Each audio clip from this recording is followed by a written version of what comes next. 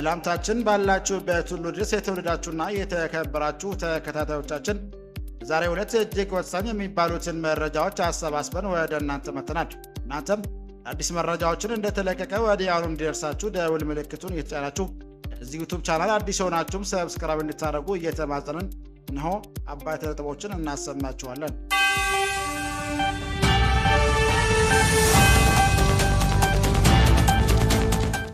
ህወሓት የፌዴራል ኃይሎች በትግራይ ክልል በተለያዩ አካባቢዎች ወደፊት እየገፋ መሆናቸውን በመግለጽ ሁኔታው ዳግም ግጭት ሊቀሰቅስ እንደሚችል አስጠነቀቀ። ህወሓት የፌዴራል መንግስት የፕሪቶሪያ ስምምነትን የሚጥሱ ወታደራዊ እንቅስቃሴዎች እየወሰደ ነው ሲል ትናንትና ባወጣው መግለጫ ከሷል።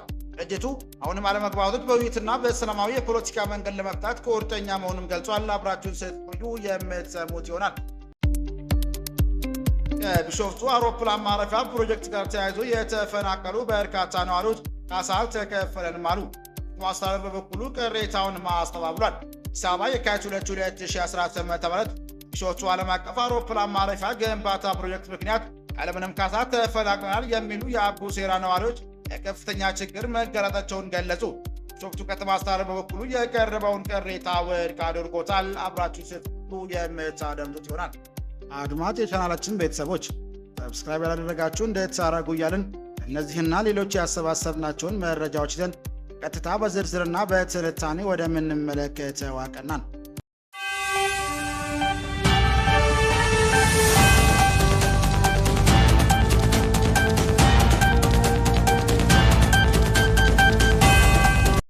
ህወሓት የፌዴራል ኃይሎች በትግራይ ክልል በተለያዩ አካባቢዎች ወደፊት እየገፉ መሆናቸውን በመግለጽ ሁኔታው ዳግም ግጭት ሊቀሰቅስ እንደሚችል አስጠነቀቀ።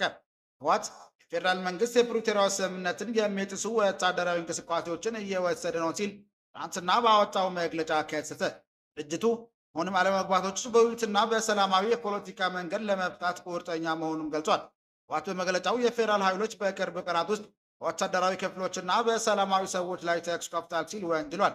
ይህ ድርጊትም ትግራይን ወደ አዲስ ግጭት ለመግፋት እየደረገ ሙከራ አካል ነው ሲልም ገልጾታል።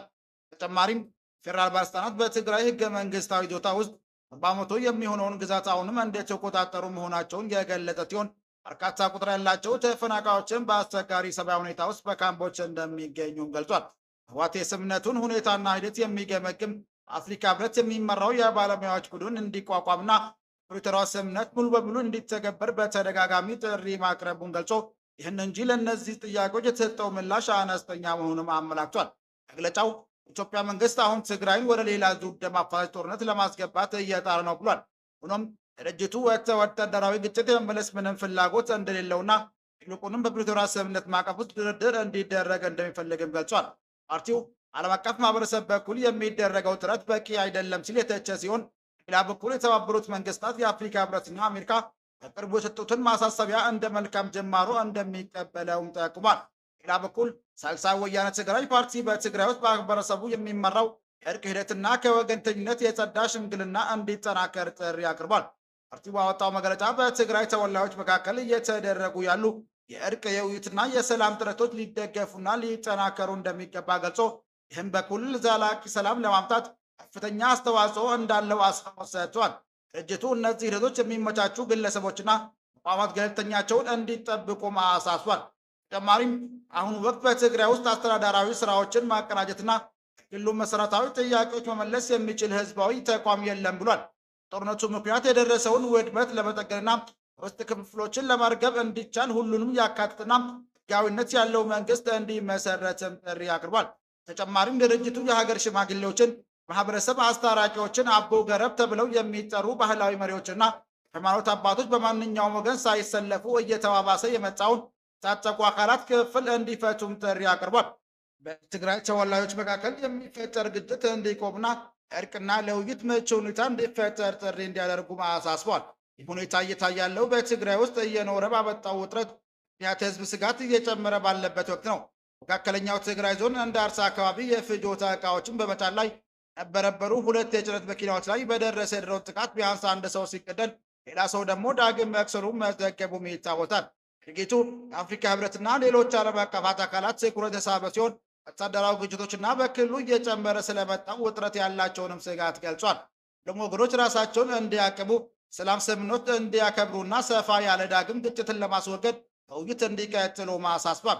ይህም ተከትሎ የክልሉ ጊዜያዊ አስተዳደር ፕሬዝዳንት ሌተና ጀነራል ታደሰ ወረደ ትግራይ ኃይሎች ከጸለምቲ መውጣታቸውን ገልጸው ትግራይ ጊዜያዊ አስተዳደር ይህ እርምጃ መተማመንን ለመገንባት የታለመ መሆኑን የገለጸ ሲሆን አሁን ላለው ውጥረት በውይይትና በሰላማዊ መንገድ መፍትሄ ለመስጠት ያለውን ዝግጁነት ለማሳየት የታሰበ መሆኑንም አመላክቷል።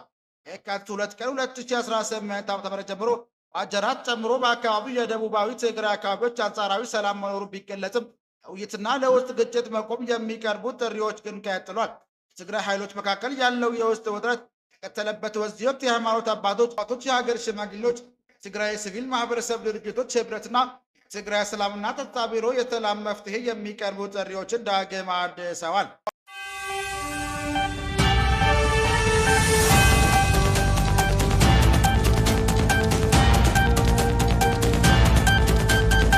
ከቢሾፍቱ አውሮፕላን ማረፊያ ፕሮጀክት ጋር ተያይዞ የተፈናቀሉ በርካታ ነዋሪዎች ካሳ አልተከፈለም አሉ። ከተማው አስተዳደር በበኩሉ ቅሬታውንም አስተባብሏል። ቢሾፍቱ ዓለም አቀፍ አውሮፕላን ማረፊያ ግንባታ ፕሮጀክት ምክንያት ያለምንም ካሳ ተፈናቅናል የሚሉ አቡሴራ ነዋሪዎች ለከፍተኛ ችግር መጋለጣቸውንም ገለጹ። ቢሾፍቱ ከተማ አስተዳደር በበኩሉ የቀረበውን ቅሬታ ውድቅ አድርጎታል።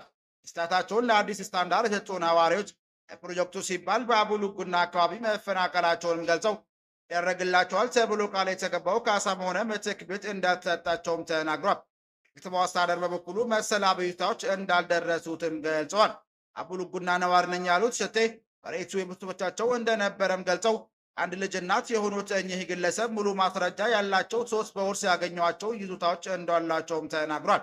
መሬቱን የወሰድኩት ከአባቴ ነው፣ ሙሉ ማስረጃም አለኝ ሲሉ ለአዲስ ስታንዳርድ የገለጹት ሸቴ ቀደም ሲል ራሳቸውና ልጃቸውን የሚያሳድሩት በእርሻና አነስተኛ የባህል መሬት ሽያጭ እንደነበረም ተናግሯል። መኖሪያ ቤትና ለአየር ማረፊያ ግንባታ ሲባል መሬታቸውን ከተወሰደ በኋላ ግን ምንም አይነት ካሳም ሆነ የመኖሪያ ቤት ምትክ እንዳልተሰጣቸውም ገልጸዋል። ያልተሰጠም ካሳ ብቻ አይደለም፣ ሌሎች የሰጠው ቤት እንኳን ለእኛ አልተሰጠንም፣ ቅሬታዬን ለመንግስት ባለስልጣን እያቀረብኩ ነው ስትም ተናግራለች። ባለቤትነት ማረጋገጫም አለኝ ያሉት ሽጤ 3 ዘመዶቻቸው ከመንግስት የተገነቡ ቤት ሲያገኙ ደሳቸው በውርስ ይዞታ ያላቸው ሌሎች ሰዎች ግን ምንም አይነት ድጋፍ እንዳልተደረገላቸውም ገልጿል። ሌላኛው ነዋሪ ታፈሰ በኩላቸው በውርስ ካገኟቸው 3 ይዞታዎች መፈናቀላቸውን አሁን ወቅት ከ2 ልጆቻቸው ጋር በቢሾፍቱ ከተማ በኪራይ ቤት እንደሚኖሩም ገልጸዋል። አባታቸው ቤተሰቡ ይኖርበት የነበረው 2 ሄክታር መሬት እንደነበራቸውም ተናግሯል። አባቴ የወረስኳቸው 3 ይዞታዎች ከአባቴም ተረክቤያለሁ፣ ባለቤትነት መብትን የሚያረጋግጥ የፍርድ ቤት ውሳኔም አለኝ ያሉት ታፈሰ ፕሮጀክቱ ጋር በተያያዘ አባታቸው አንድ ወንድማቸው ብቻ መኖሪያ ቤት ሲያገኙ ሌላኛው ግን ምንም አይነት ምትክ እንዳልሰጣቸውም ጠቅሟል። መኖሪያ ቤታችን ለቀን አሁን የምኖረው በኪራይ ቤት ውስጥ ነው ያሉት ያችንን የማሳደግና ማስተዳደር እጅግ አስቸጋሪ ሆኖብናል ያሉት ታፈሰ ያለፉት 2 ዓመታት በቢሾፍቱ ከተማ አስተዳደርና ለዱከም ክፍለ ከተማ ጽሕፈት ቤቶች አቤቱታ ሲያስገቡም እስካሁን ምንም አይነት ምላሽ እንዳላገኙም ገልጸዋል። ታፈሰ አክለውም ምትክ ቤት የደረሳቸው አንዳንድ ነዋሪዎች እንኳን አሁንም ድረስ ለኑሮ የሚያስፈልጉ መሰረታዊ ፍላጎች ለማሟላት አስቸጋሪ እንደሆነባቸውም ገልጿል። እዚህም እንደ ምሳሌ የጠቀሱት አባታቸውን ሲሆን አባታቸው ቀደም ሲል በእርሻና በከብት እርባታ ይተዳደሩ የነበረ ቢሆንም ወደ ዲባዩ አካባቢ ከተዘዋወሩ በኋላ ግን ምንም አይነት የገቢ ምንጭ እንደሌላቸውም ተናግሯል። አባቴ የሚተዳደረው በእርሻና በከብት እርባታ ነው ያሉት አሁን ግን መሬቱንም ሆነ የገቢ ምንጭ የለውም፣ ለከፍተኛ ችግርም ተጋልጧል ሲልም አክሏል። ሌላኛው ለማ ረጋሳ የተባለ ነዋሪም በኩላቸው የእናታቸው ወገን የሆኑ ዘመዶቻቸው አየር ማረፊያ ፕሮጀክት ምክንያት ለአቡሉግና መፈናቀላቸውን ገልጸው እንደ እርሳቸው ገለጻ አያቶቻቸው ከ2 የእናታቸው ወንድሞች በስተቀር እናታቸው የምትክ ቤት አልሰጣቸውም። በርካታ ቤተሰቡ አባላት ለዚሁ መሬት ላይ የሚገኙ ምርት የሚተዳደሩ እንደመሆናቸው መጠን ቤቶቹ የሚታደሉት መስፈርት ምን እንደሆነም ጥያቄ አቅርበዋል። የቢሾፍቱ ከተማ አስተዳደር በበኩሉ የቀረቡትን ክሶች አስተባብሏል። ከተማ የኮሚኒኬሽን ቢሮ ኃላፊ አቶ ኢብራሂም ሁሴን ለአዲስ ስታንዳርድ እንደገለጹት የአየር ማረፊያ ግንባታ ሂደት በጥንቃቄ የተከናወነ ሲሆን እስካሁን ድረስ ወደ ቢሮአችሁ የመጣ መሰል አቤቱታም የለም ብሏል። ምንም አይነት ቅሬታ የላቸውም። የማህበረሰብ ሚዲያ ላይ ጩኸት የሚፈጥሩ ሰዎች ናቸው። ኦሮሚያ ክልል ፕሬዝዳንትና ጠቅላይ ሚኒስትር ጉዳዩን በቀጥታ ሲከታተሉ ስለነበር ምንም አይነት ቅሬታ የለም ሲሉ አጽንኦት ሰጥቷል። ጠቅላይ ሚኒስትር አብይ አህመድ የቢሾፍቱ ዓለም አቀፍ አውሮፕላን ማረፊያ ጥር 2 ቀን 2018 ዓ.ም በይፋ ጀምረዋል። ጠቅላይ ሚኒስትሩ አውሮፕላን ማረፊያው የኢትዮጵያ አየር መንገዱን ወዳዳርነት እንደሚያጠናክርና በአፍሪካ ትልቁ የአየር ትራንስፖርት መሰረተ ልማት ፕሮጀክት መሆኑን ገልጿል። ግንባታው 10 ቢሊዮን ዶላር በላይ ወጪ እንደሚጠይቅ የተገመተ ሲሆን ተጠናቀቅም በዓመት ከ100 ሚሊዮን በላይ መንገደኞችን የማስተናገድ አቅም ይኖራል ተብሏል። ሆኖም ግን ፕሮጀክቱ አካባቢ ወደ 15,000 የሚጠጉ ሰዎች ይፈናቀላሉ መባሉን በተለይም ከተቃዋሚ ፓርቲዎች ዘንድም ትችት አስከትሏል። ኦሮሞ ፌዴራሊስት ኮንግረስ ኦፌኮ እና ኦሮሞ ነጻነት ግንባር ኦነግ በጥር ወር 2018 ዓ.ም ባወጡት መግለጫ አቡሴራ የሚፈናቀሉ ቤተሰቦች ከፕሮጀክቱ ተገቢውን ጥቅም እንዲያገኙም ጠይቋል። ኦነግ አውሮፕላን ማረፊያ ግንባታውን ከዚህ ቀደም ተቃውሞ ከተቀሰቀሰው ማስተር ፕላን ጉዳይ ጋር በማያያዝ ፕሮጀክቱ 6 መንደሮችን ማለትም አቡ አሴሮ፣ አቡ ጋርቢ፣ አቡ ኮምቦልቻ፣ አቡ ሎያ፣ አቡ ሉጉና እና አቡ ሳርካማን እንደሚነካም ገልጿል። በዚህ ምክንያት 3,000 ያህል አባወራች ወይም ከግምት 15,000 የሚጠጉ የቤተሰብ አባላት ሊፈናቀሉ እንደሚችልም አመላክቷል። ፓርቲው ለካሳ ክፍያ ተብሎ 17 ቢሊዮን ብር በመደብ ቢነገርም አርሶ አደሮቹ ግን ድንገትና በፍጥነት ግድግባዩ ጨምሮ ወደ ቢሾፍቱ ዳርቻዎች እንዲዛወሩ መደረጉን ገልጾ ይህም በነዋሪዎች የወደፊት የመተዳደሪያ ሁኔታ ላይ ከፍተኛ ስጋት መፍጠሩን ማዕከሉ አመላክቷል። ኦፌኮ በተመሳሳይ መልኩ የወደፊት መተዳደሪያነት በቂ ዋስትና ሳይሰጥ ነዋሪዎች መፈናቀላቸውን እንዳሳሰበው ገልጾ ይህም በቅርብ ዓመታት የታየውን የመፈናቀል አዝማሚያ ሊያባብስ እንደሚችልም አስጠንቋል። ሁለቱም ፓርቲዎች መንግስት ካሳ ከመክፈል ባለፈ ተፈናቃዩ አርሶ አደሮች በአውሮፕላን ማረፊያ ፕሮጀክት ውስጥ የባለቤትነት ድርሻ እንዲኖራቸው እንዲደረግና በድጋሚ በሰፈረው አብቸው አካባቢ በቂ መሰረተ ልማት እንዲያሟላም አሳስበዋል። ክቡራን አድማጮቻችን ለዛሬ ያዘጋጀንላችሁ መረጃዎች ይህን ይመስል ነበር። ሰብስክራይብ ማድረግ ደውል ምልክቱን መንካት እንዳይጠፋችሁ እያልን ሌላ ዜና እስክንገናኝ ድረስ መልካም ቀን እንመኝላችኋለን።